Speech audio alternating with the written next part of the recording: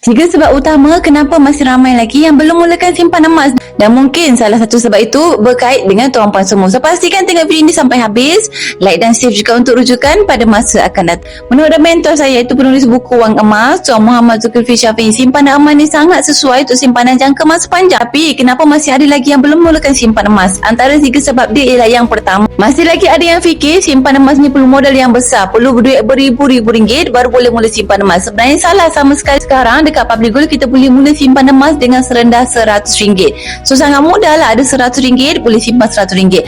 Ada bajet lagi banyak, boleh simpan lagi banyak ikut kepada ketebalan poket masing-masing. Yang kedua, bagi tuan-puan yang nak mula simpanan emas dan mengharapkan keuntungan yang tinggi dalam masa yang terdekat, kita perlu tahu simpanan emas ni dalam jangka masa yang pendek ada naik dan turun dia, tapi dalam jangka masa yang panjang kenaikan dia sekitar 10% setahun. So sekiranya kita simpanan emas dan mengharapkan keuntungan dalam masa yang pendek, berkemungkinan kita akan lagi rugi berbanding untung bila kita simpan emas dengan konsep tersebut. So pastikan simpan emas untuk simpanan jangka masa yang panjang, bukan simpan jangka masa yang pendek. Yang ketiga, bagi tuan-puan yang bertangguh untuk mula simpan emas, harga emas meningkat, bertangguh simpan emas, harga emas turun pun kita masih lagi bertangguh mula simpan emas, akhirnya sampai ke sudah kita mula simpan emas. Nak mula simpan emas ni, bak kata mentor saya, terus sahaja bermula, jangan tengok pada harga dahulu, sebab kita fokus kepada penambahan grade emas, bukan kepada harga emas. So tuan-puan yang nak mulakan simpan emas, boleh terus rujuk kepada video saya untuk terus mula simpan emas pada hari ini.